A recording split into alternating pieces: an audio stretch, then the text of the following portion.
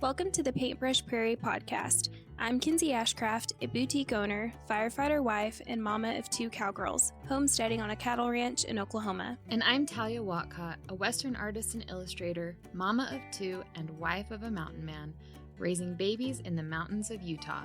Together, we share a passion for the Western lifestyle, homemaking, and Indian paintbrush flowers. We're here to inspire and encourage you as we each create a simple but beautiful life on the prairie.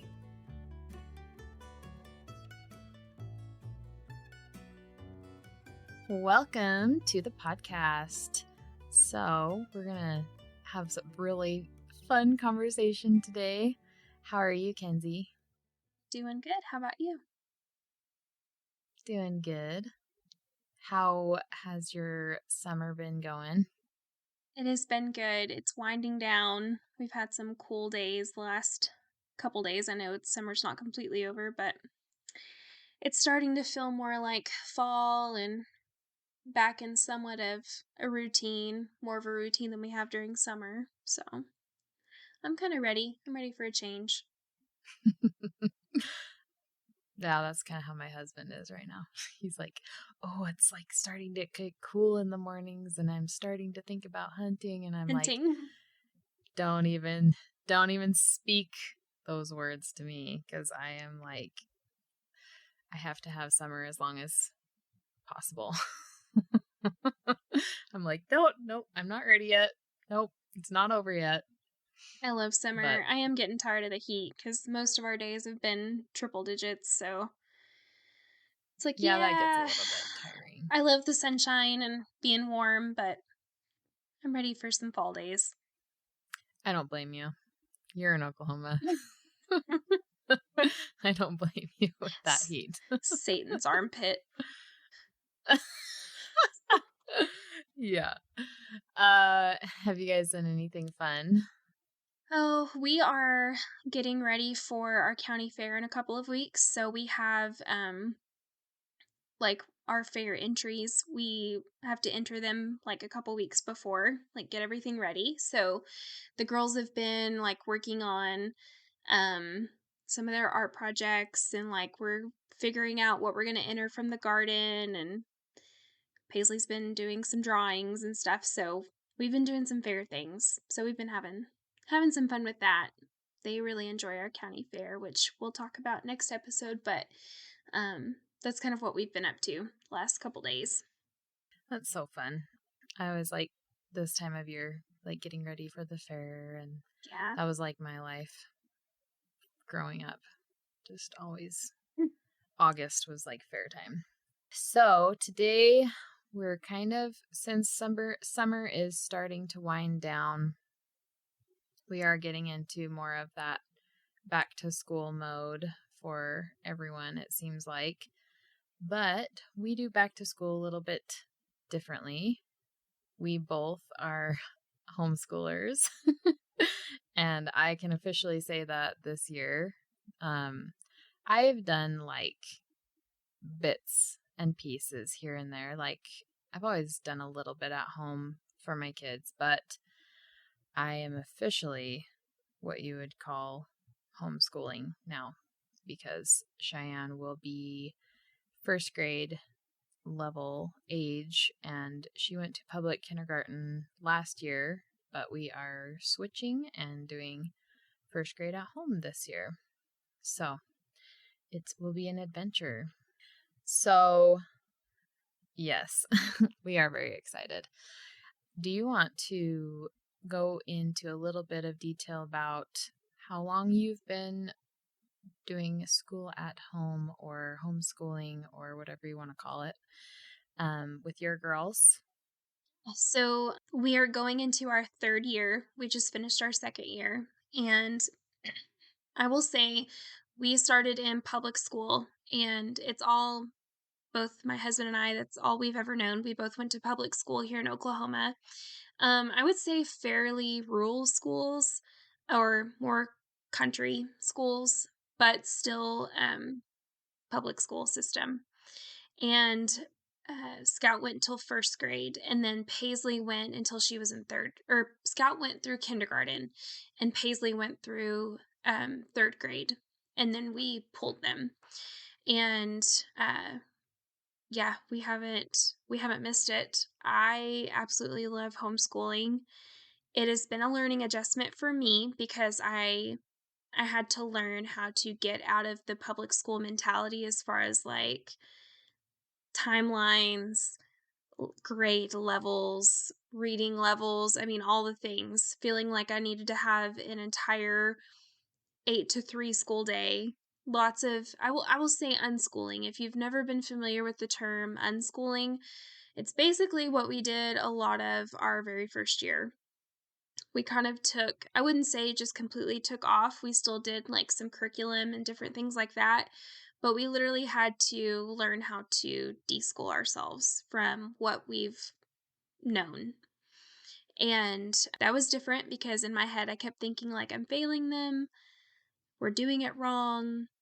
And let me just tell you, there's no right way to do homeschool. You do what is best for your kids and for your family. And I wish I would have had someone like really coaching that to me through my first year because I felt like I was just really stressed about that.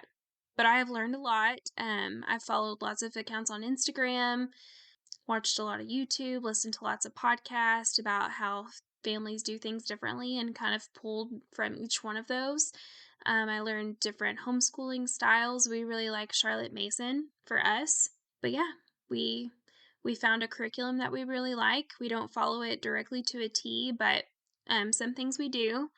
My kids are really big into reading, so we do lots of reading and library time. They love that, and yeah, we learn and do different things every year, and I love that because it's always evolving and changing to what fits us best and what our kids are into, and just that season of life, and I just really enjoy and love that flexibility. Yes, it is basically a completely different way of thinking of school and educating your children, right? I mean, the whole concept of unschooling, when I first heard about it, I was like, Yeah. that sounds kind of wonky. But the more I listened to people talk about it, and I mean, it's really not, it makes perfect sense because the typical classroom and school situation is designed to teach 30 children at one time, right? Or, you know, a lot of children at one time to get the most content across as they can and try to make sure that they're all kind of decently on a similar learning level, right? Because that's what they have to do. But when you have your children at home, you can do whatever works for them, and you can tailor the learning styles, you can tailor the content that you're teaching them, the curriculum. There are obviously going to be some kinds of standards, quote, standards that we teach, but you have the flexibility because you are the teacher and you know your child better than anyone else. So that's what I'm most excited for, is just being able to go down a path that is like going to work the best for her, and it doesn't have to be forced. I just think of it like, as you know, when I was growing up, and I didn't go to public school, but I did for junior high and high school. But when I was in private school, when I was younger, there were some times where it was like I had to learn this thing because that's what we were learning at the time. And I just could not wrap my brain around it. Like, it didn't matter what or who taught me. I just, like, my brain was not ready to grasp the information at that time. And I think that's what I love about homeschooling your children, is if they're not ready for something, you don't have to do it right then. There's no one that says you have to. You can leave it for another time until that child is ready for it. So I will just go into a little bit about why we decided to bring Cheyenne home. But basically, I grew up in a very academic environment. My grandma founded a private school, and so I grew up with that influence, and I went to private school until 6th grade. It was a little bit more academically demanding in a good way, and my grandma created the curriculum for it and everything. And so I grew up with her vision for how children should be educated. And she was very, very well read, and she did a lot of research about child education. That's what she did in college. And my grandma was, I mean, she was born in 1933. So during that time, it was definitely more of a classical style of education that she grew up with. And, she grew up learning phonics. And so that was what she always envisioned for her own school. And so I really still am in line with a lot of her ideas and the way that she believed children can learn and be educated. So I always really admired like a private school system. And when I graduated high school, I started working at that private school. And then eventually I became a preschool and kindergarten teacher there for several years. And I loved it. I loved teaching, but I just decided that I wanted to have a baby and I wanted to be at home with my baby instead of teaching. So that's why I stopped. But now that I have a child who is school age, I have gone back and forth a lot with what I wanted to expose her to. And while I would love to send her to the private school that I taught at and grew up in, and that is kind of like our family's legacy, it just isn't realistic for the lifestyle that we want to live.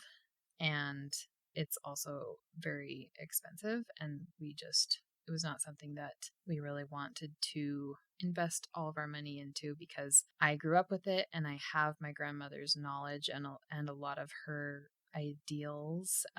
So I can teach a lot of the same things that would be taught in the school in a similar way. So we decided to send her to a public kindergarten, and really in my mind, it was like a trial for me, because I have always been like a little bit nervous about a public school setting for various reasons, but I really just was like, well, we'll try it out. If it goes great, we'll just keep her in. And if there are things that I want to supplement on the side or like after school, then I'll do that.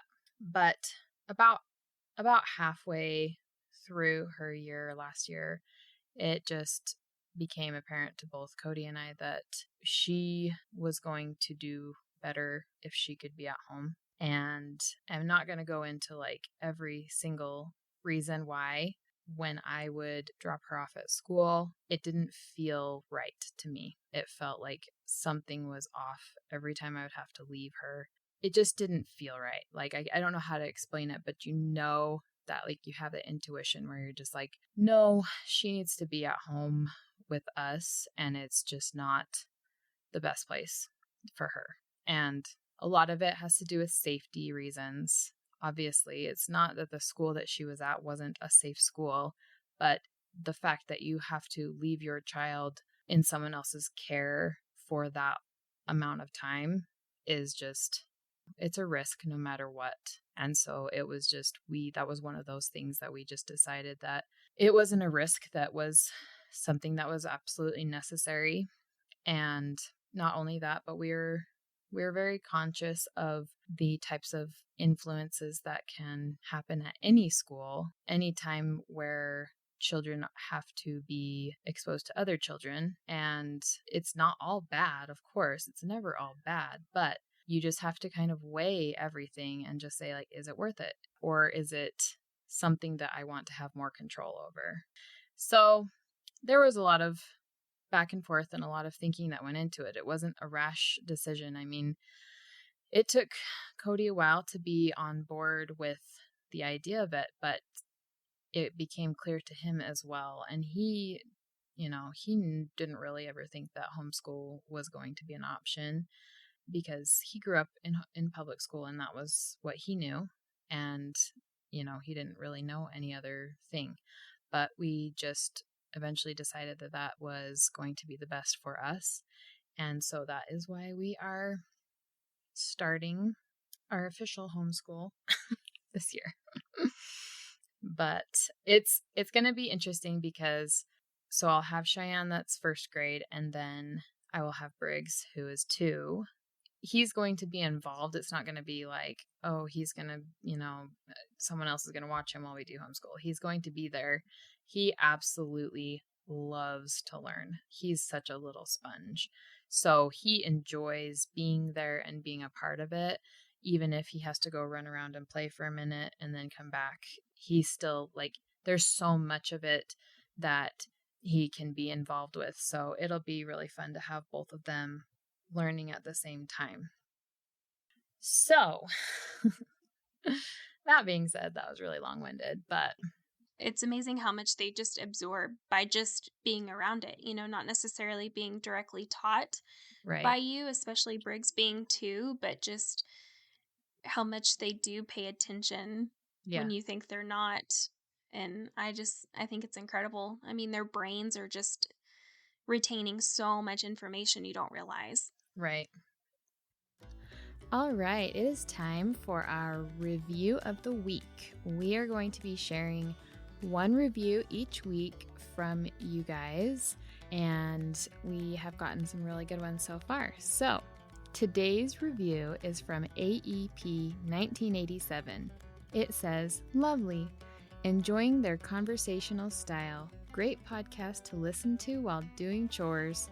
Favorite part, their focus on keeping family at the center of priorities."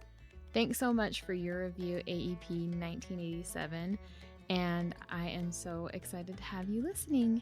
If you guys would like to leave your review, you can do so on Apple Podcast and give us a 5-star rating if you'd like, and let us know what you think. We really appreciate hearing what you guys think of the show, and it will only help us to make the show even better. So please go over to Apple and leave us a review. I don't know, do you want to go into, like, I know you mentioned Charlotte Mason.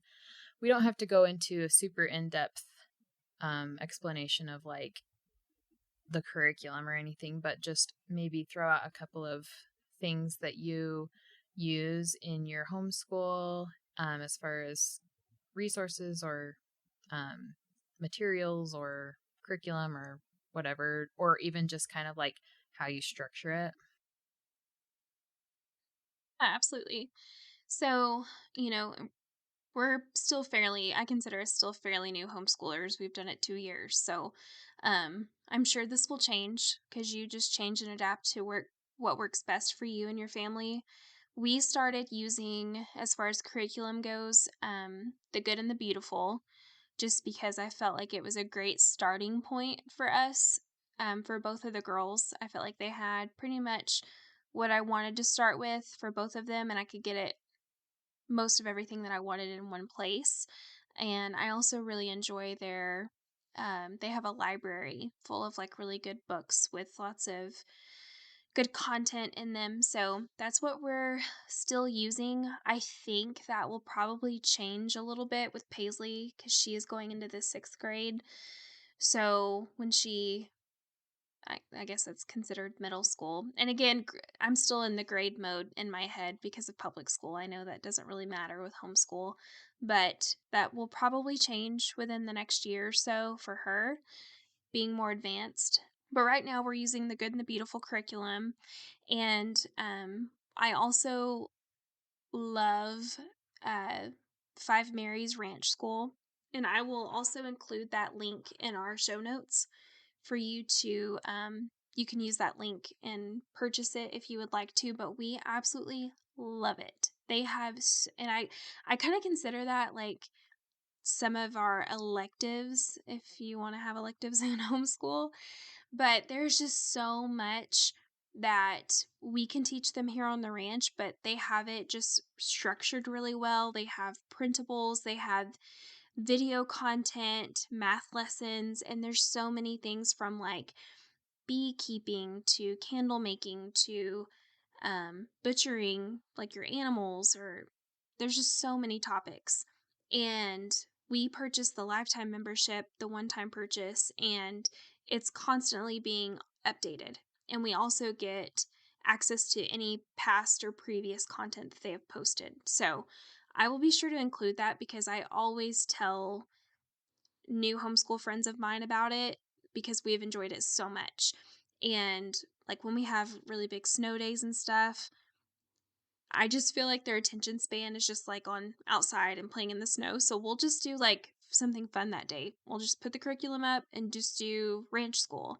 Another thing that we utilize very heavily, even all through the summer, because my kids are big readers, and that is something that I have always wanted to raise as readers because I feel like that is one of the most important things you can teach your child is to read and to love to read. And so we utilize our public library every week almost. My kids love it. It's free. There's so many resources at the library that you can utilize for homeschool that you have no idea about. Our kids can even check out movies at the library if they want to, like educational stuff too. So we utilize the library a lot. But yeah, I mean, that's kind of where we've started and kind of where we're still at.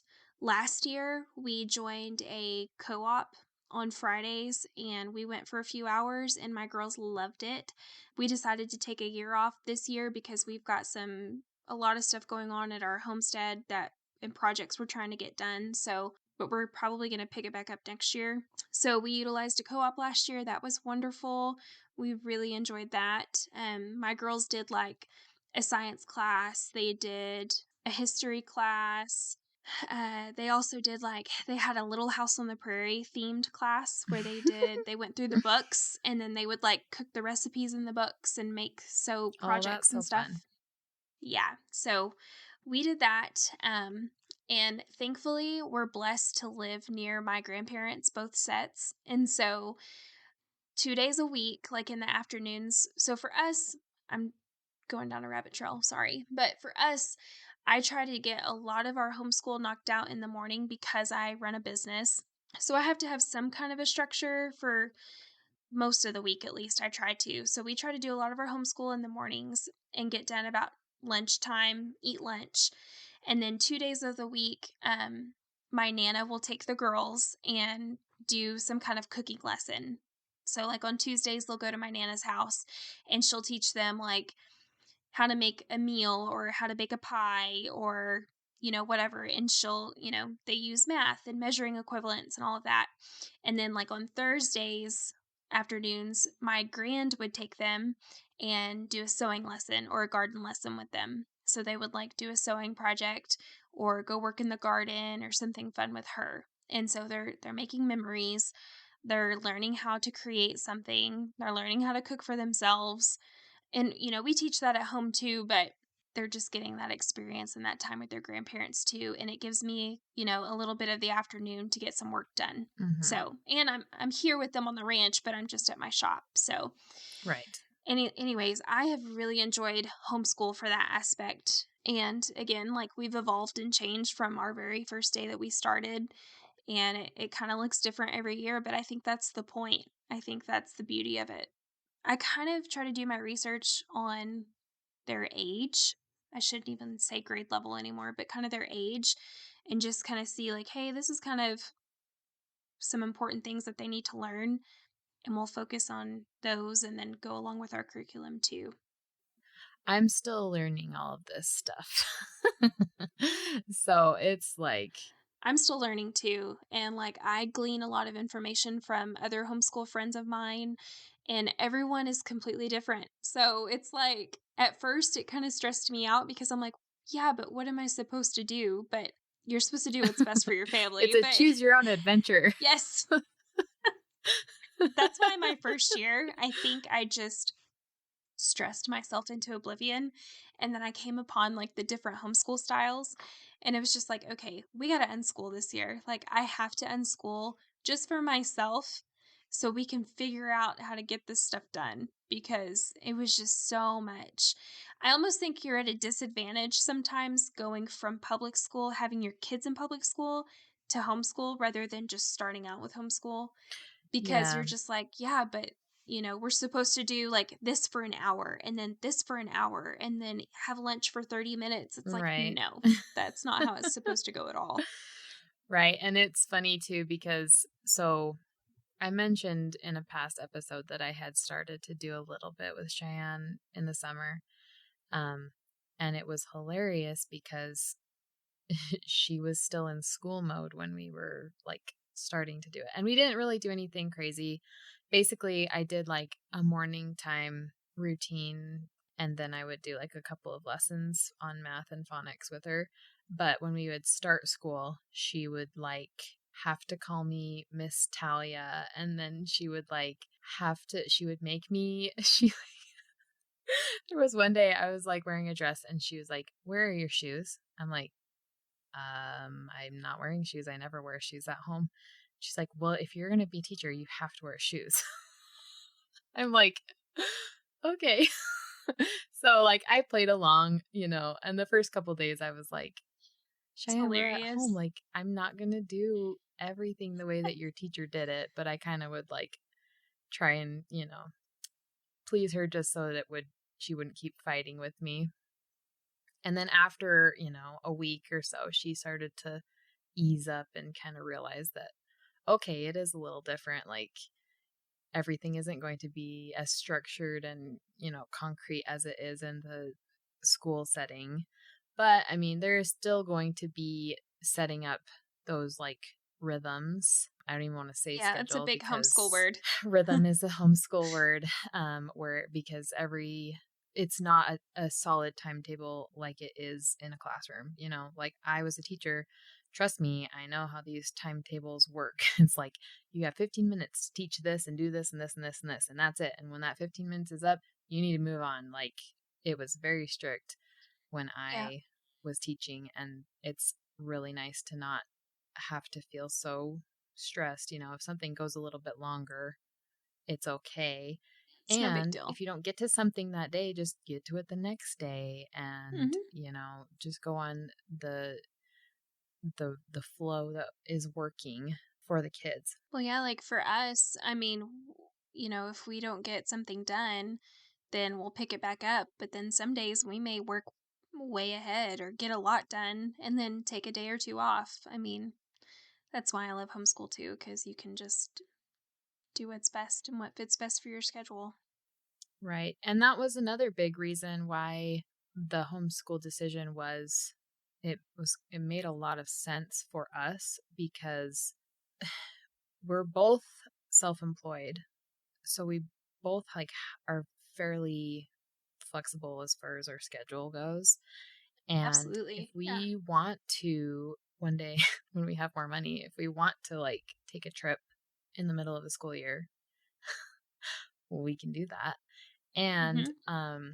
also like I don't know exactly what the future of my career will look like because I have a lot of goals and those goals will possibly involve traveling because I would like to do more murals and a lot of mural work requires traveling, but I don't want to travel by myself. I want to travel with my husband and my kids, and we could easily do that if we're homeschooling. Like the kids don't necessarily have to be stuck here for any reason, Field trip.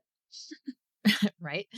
And so if I do get a mural job where I have to travel, then my family can come with me. And then, I will have other times where I will have art shows that I enter because I'm doing more fine art. And then my family can travel to the art shows with me. And so it just makes a lot more sense in that way. And then on Cody's side of it, like he's a big hunter and we like to hunt when it is the fall. And the fall is also the beginning of school. And I always remember growing up, it was a big problem because the archery season here starts the exact same week that school starts. And so if you want to actually go archery hunting, you basically have to miss like the first 2 weeks of school. And teachers don't really like it when you do that. And it makes it very painful to miss any school. So that really made it kind of like a no brainer as well because we usually hunt from August to October, and there's a few breaks in there, but we're doing a lot of hunting during that time, and so it was like we could be restricted by having to have our kids back during the week, and then we only get the weekends, or we could just, you know, homeschool, and then we don't even have to worry about it. It makes it pretty simple. So, Well, and when you guys are hunting, like, I want people to understand too, it's not just recreational for you guys.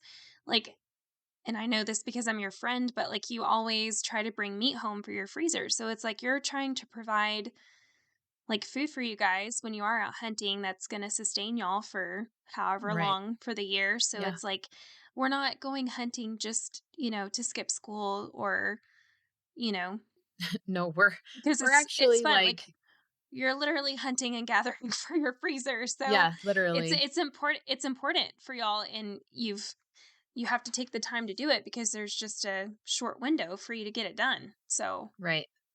And, that is a really, really important thing for our family.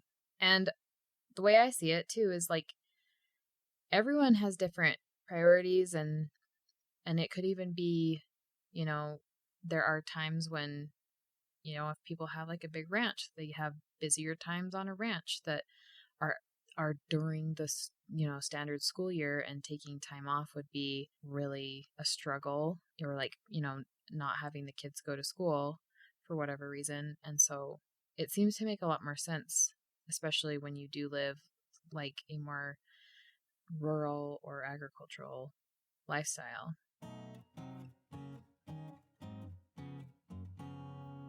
here at the Paintbrush Prairie, one of our favorite ways to preserve food is through canning.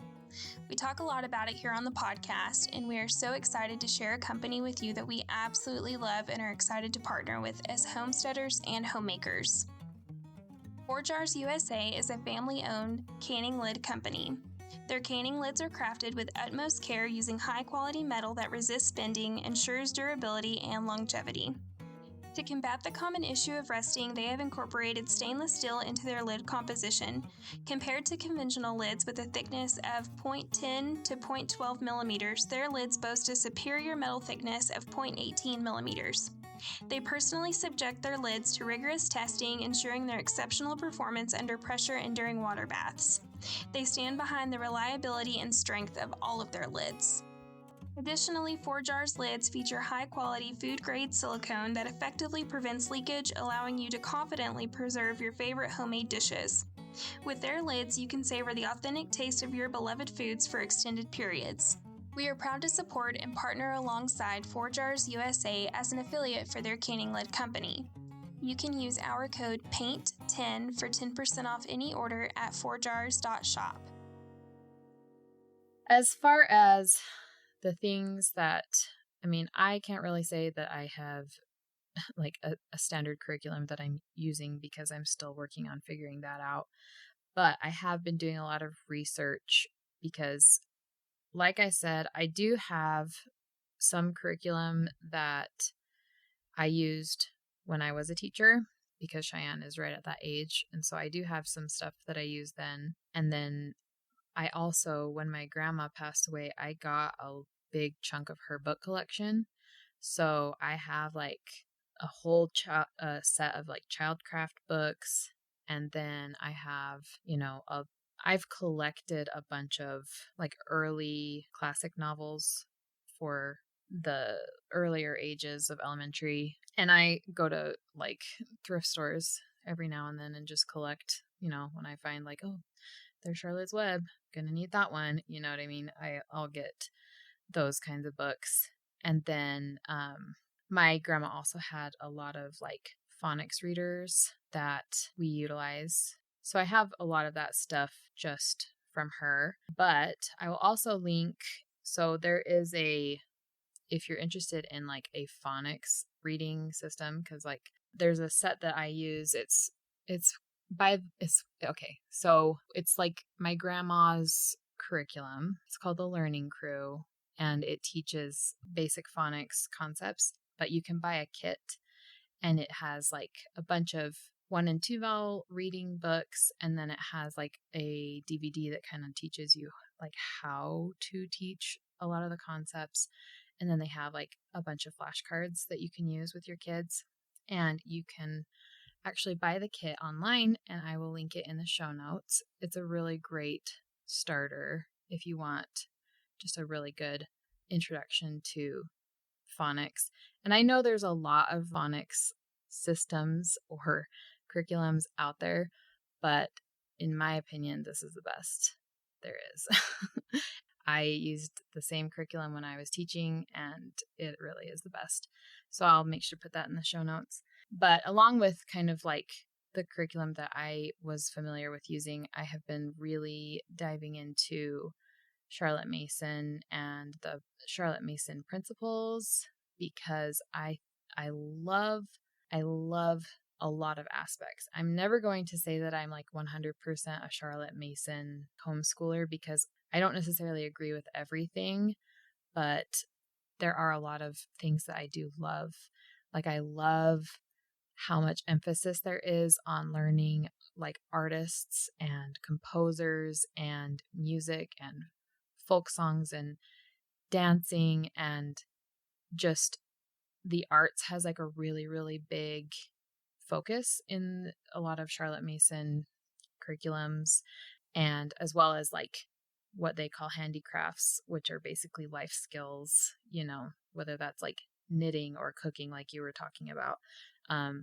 Just being able to teach your children and have a major part of like their homeschool day or week be like learning these actual life skills that they can take into adulthood. Like I've seen people do like leather work and sewing, and just there's so many things, and I'm like, you don't have time to learn that stuff in a classroom setting. They don't make an effort to teach that because they're too busy with all the academics.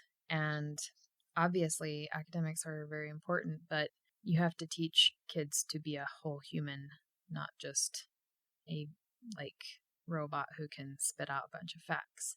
Yeah, I agree. Because I felt like maybe more so in junior high and high school when standardized testing got to be like really big, I guess, for at least for us in the state of Oklahoma. I almost felt like sometimes we were learning to pass a test. Like what we were learning was just to pass this certain test. Mm-hmm. And that is one thing that has always been in the back of my mind for my own kids. But getting back to like the homeschool styles, if you're not familiar with like what we're talking about, like unschooling, Charlotte Mason, there's like several different homeschool styles of like teaching and learning. And I would say like I kind of like pieces of each one. I wouldn't say I'm dead set on one specific one.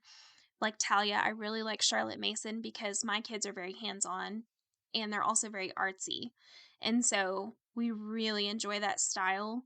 But then there's also things that they really gravitate towards with the other styles that there are. So I would say too, if you're like new to homeschooling and you're learning about all this stuff, it's a lot of information at one time and very overwhelming. But don't feel like you have to fit into a box or a specific mold because homeschooling in itself is not that. You can pull pieces of each one and incorporate that into your teaching and your learning styles with your kids. And you'll start to realize with each, like I have two girls, and I wouldn't say they're complete opposites, but they're very different in how they learn and retain information and how they like to learn. And so I try to just use these styles to help me teach them. And I use different pieces of those. Mm-hmm. And I think that's the most important thing is you are the boss, right? You get to I'm decide, the principal and and the you don't teacher. have to feel you don't have to feel like you have to do anything a certain way. It's your school, it's your home, it's your children. And so you can take bits and pieces from everything and shape your own way. And I mean, I know people who are very like hardcore Charlotte Mason and it works for them, and that is like super great. I will never be hardcore like anything, I have a lot of different things that I incorporate and that I will incorporate it. And as I go, I will learn more and more. I think the most important thing is just to be open-minded. And if you try something and you're like, well, that is just not working out, Just then change it. try something else. Yeah, just change Just it. change it, because you get to create your own way and do what works best. And that goes for resources too, as far as like if you buy, a set of phonics readers and you don't like it, then you don't have to use it. Like, try a different one. The most helpful thing for me has been YouTube. So when I decided and I was like, okay, we're probably going to homeschool, like most likely, I started researching on YouTube and just listening to various people who are not necessarily experts. They're just homeschool moms and they do what works for them and they have a lot of knowledge. And so I started listening to their videos, and I will actually put a few of the people that I really like in the show notes. One of the women that I really I enjoy her videos. She's called Charlotte Mason Motherhood on YouTube, and her name is Larissa Lee, I think. And she has really a lot of information about like a Charlotte Mason style homeschool, and her videos are really easy to digest and understand. And she is more of like she doesn't do a lot of tech. She's very traditional and she's definitely very hardcore Charlotte Mason, but if you want to learn about that style, she's a really great person to listen to. And there's a couple more that I'll also include, but go on YouTube and you're going to get there's a lot of stuff that is maybe not what I would recommend, but I think there's a lot of really good resources on YouTube. And then there are a lot of really good podcasts as well that are strictly like about homeschooling. I also listen to a few of those, and they give you a good idea of like some different styles and different methods, and they're all using different types of curriculums and everything. So it really is just getting versed on kind of like what options there are out there, and what you may have thought in your head was what homeschool looked like might not actually be what you could do with it. Everyone has like a preconceived notion of like what homeschooling is. And it really is whatever you want to make it. So, well, and one other thing to take note of is you do not have to have a classroom in your house. We yeah. for us, my girls, we have a 3-bedroom house. Our house is smaller, but my girls share a bedroom. And years ago, we made the other room a playroom, but we just like added a desk because sometimes when I am teaching my youngest Scout, for instance, if I'm teaching her, Paisley's usually working on something that she can do on her own, and she likes a quiet space, so she can go into our playroom and work at the desk while I'm helping Scout, because we do a lot of our homeschool at our kitchen table. It's super easy. Sometimes we do it outside. Sometimes we do it on the trampoline. Mm-hmm. Like, I love it because, especially in the springtime when we've been cooped up all winter, we'll just like have a picnic outside and do some reading or do some like light schoolwork that we don't have to have a whole lot of stuff for, and we'll do it outside. So don't feel like you have to have like this cookie cutter room with all the things. Like, don't feel like you have to spend $1 million getting started or at all. There's so many things and free resources out there too to help you. Mm-hmm. So I just wanted you to take note of that. I know Talia was talking about some YouTubers and podcasters. One person that I follow, I get her newsletter. We've also done her nature study. We did it last year for fall, and my kids really loved it for just something extra and fun. She's on Instagram as Treehouse Schoolhouse. Mm-hmm. But she has put together like some phenomenal fun studies for kids and for all ages. Last year when we did her autumn nature study, like we did activities outside and we did some bird watching. We did some fun like folk songs. Scout made, like, her autumn spice cake recipe that's in there. It's just, like it's something fun to break it up your everyday. So she's, like, a really good resource if you might be interested in that, and it also supports her. And, another resource that I had found just for some, like, if I need something quick, is a website called Teachers Pay Teachers, Mhm. and it's just exactly what it says. It's a whole bunch of teachers that have put their work and resources onto this website, and you can purchase, but it is very affordable, Mhm. and it just supports them to keep creating and help them out. So that's another great resource that I have used for just a couple things here and there. And again, it's super affordable. You can print it off, and it's yours. Once you pay for it, it's yours for a lifetime. Yep. So Treehouse Schoolhouse, she has a YouTube channel. And so I've watched a few of her videos. And so she kind of shows how she does it. And it's interesting because she does have a lot of kids of various ages. So it is really informative if you're like trying to figure out how to homeschool multiple children that are all different ages at the same time. She's a great one to watch, and she has she does have a lot of really good resources. I would definitely recommend checking her out. And then like you said, the free resources, Pinterest, you can just kind of go on a rabbit trail if you get on Pinterest. There's a lot of really, really good free resources. And especially I always lean towards like Charlotte Mason style just because, or like classical style, because they tend to really highlight like beauty in the curriculum. And so like beautiful illustrations or like things that are aesthetically pleasing for the children to look at. Keeps their attention. Yeah. And so, and I mean, I am an artist, so I'm very drawn to things that are aesthetically pleasing. And it is really true too. Like if you give a child a book that has like beautifully drawn illustrations, and then you give them one that's like cartoon characters, they will sit and look at the beautiful illustrations for hours. When the cartoon characters, they're like, okay, I'm done with this. Like it's not as appealing to them.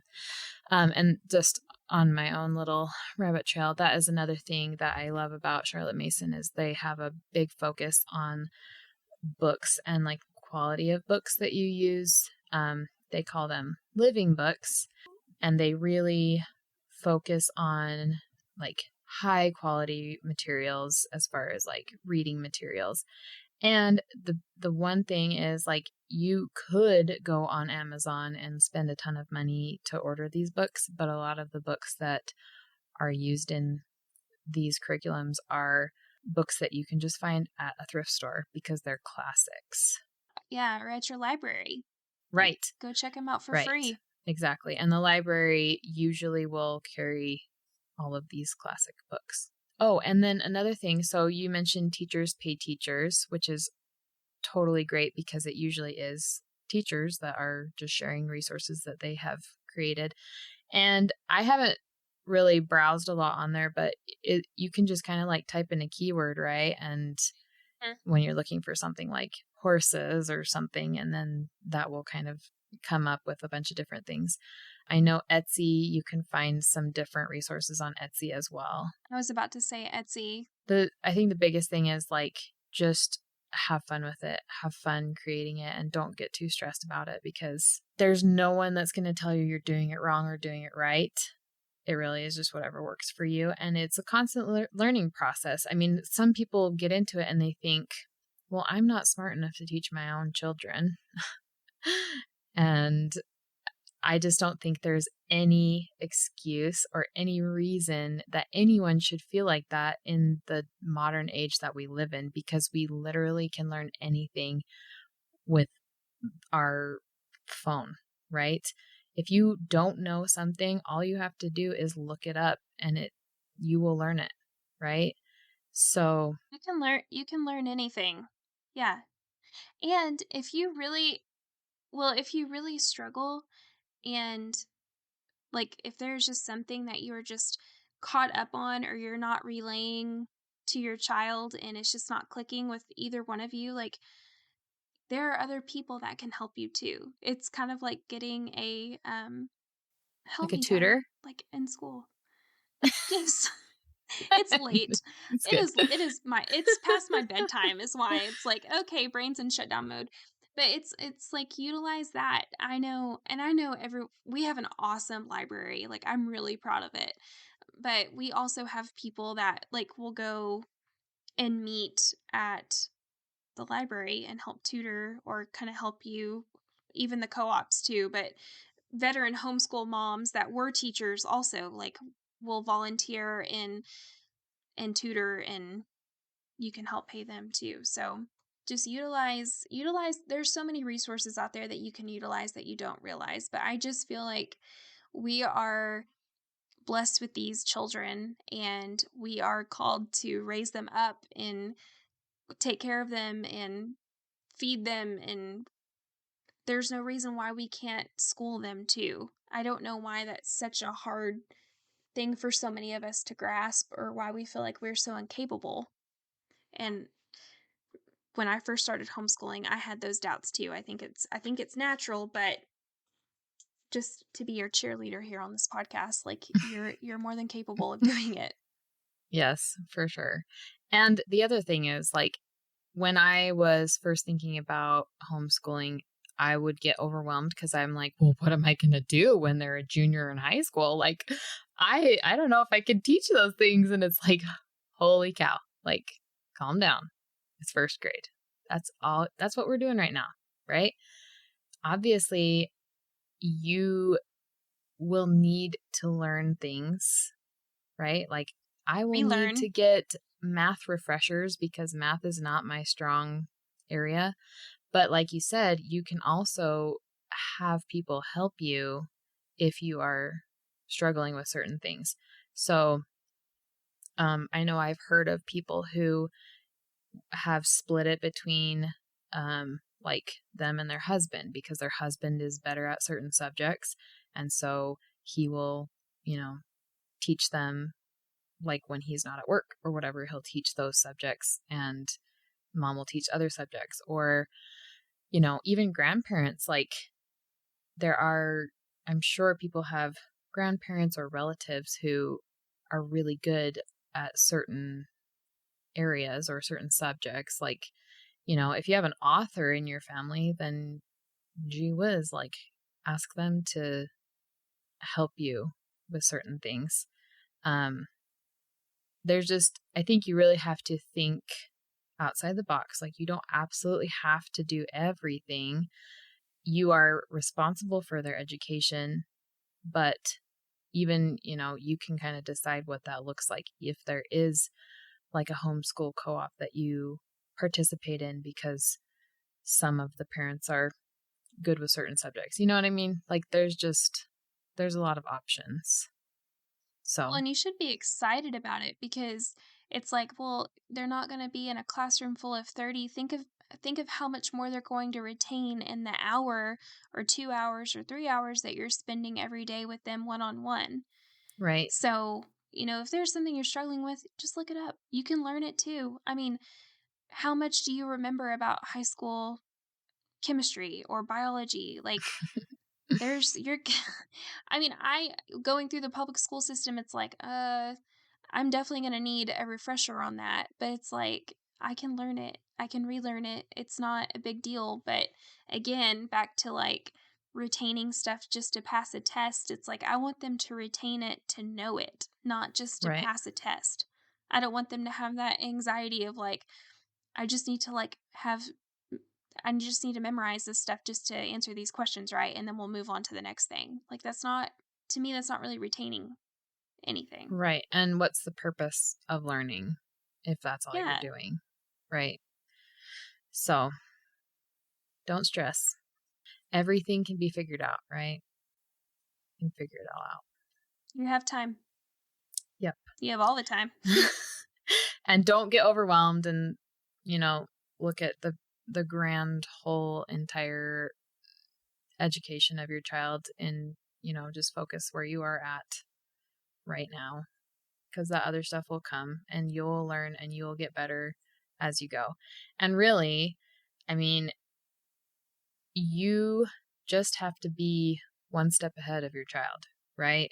Like, if it's like algebra or something, that's going to be one of those areas where it's like, I probably have to learn it as I'm teaching my child, because that is just not an area that I'm strong with, right?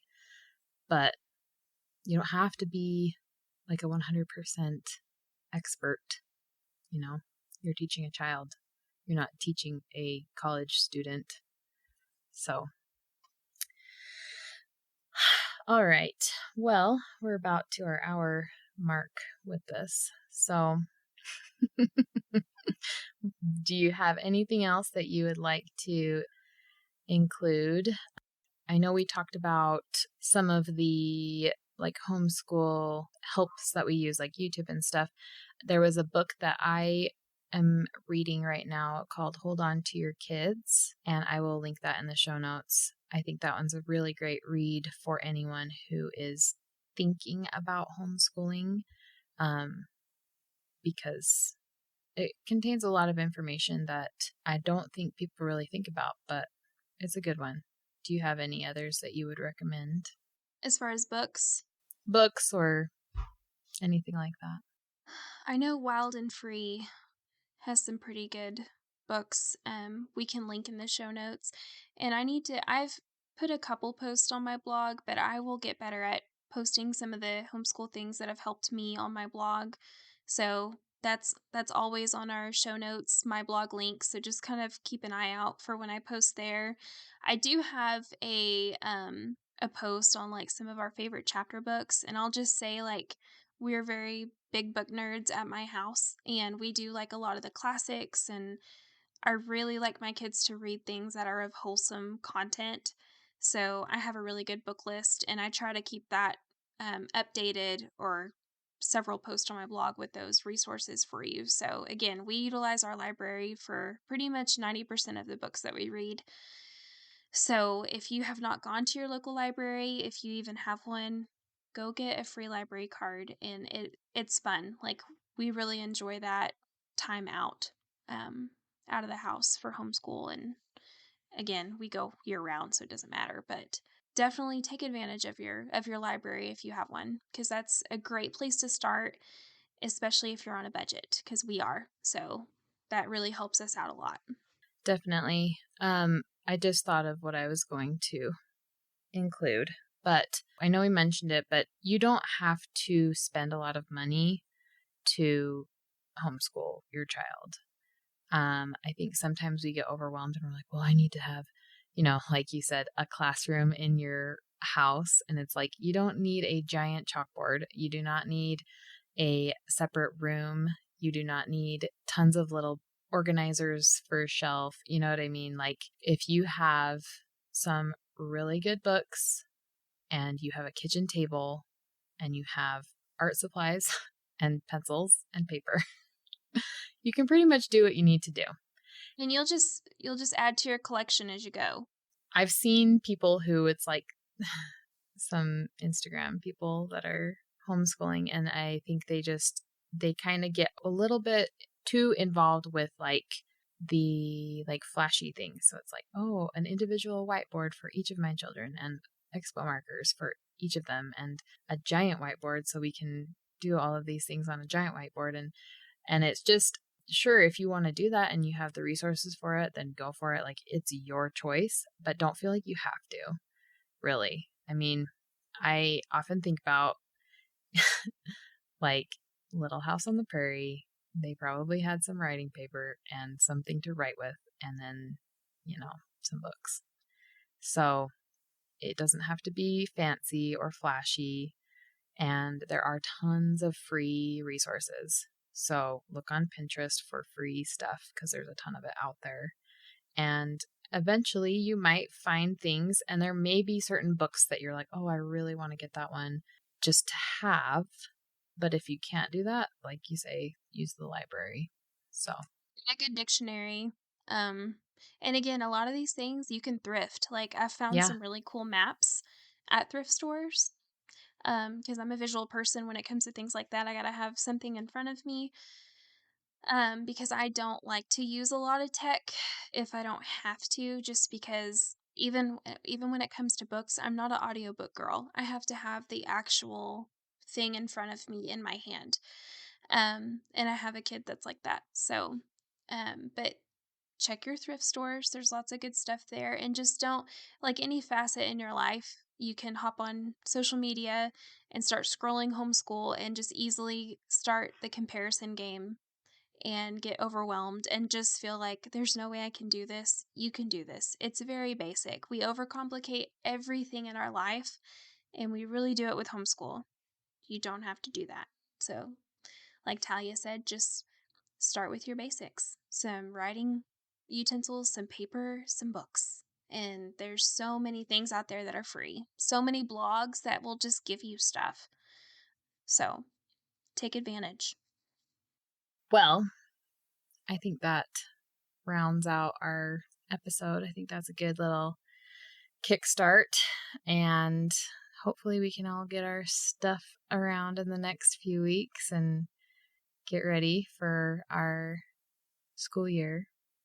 And don't think you have to start right now either. That was another thing I was going to mention, is just because all of the other schools start school in August doesn't mean you have to. I'm not going to be starting anything official until September, just because that works better for our lifestyle and the things that we have going on. So make it your own. Do your thing. All right. Well, we will end this episode for today, and we'll see you guys next week. Thank you for listening to the Paintbrush Prairie podcast. Make sure to subscribe to the podcast so you never miss an episode. And if you don't mind, would you please leave us a rating and review?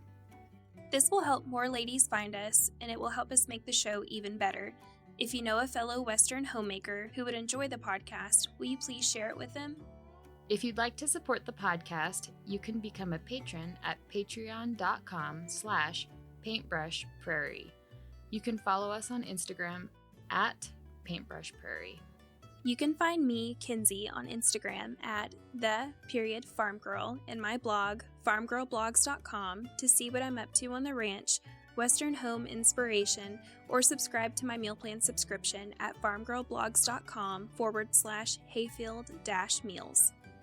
You can also shop for unique Western goods at my rural boutique and general store, farmgirlboutique.com. You can follow me, Talia, on Instagram at The Pinion Range, or my Western art page at Wapiti Sage Design. You can also purchase my artwork or book a custom piece at wapitisagedesign.com. I also blog over at thepinionrange.com, and you can subscribe to my YouTube channel, where I share the behind the scenes of my life as a Western artist and homesteader. We hope you enjoyed this episode. See you next time from the Paintbrush Prairie.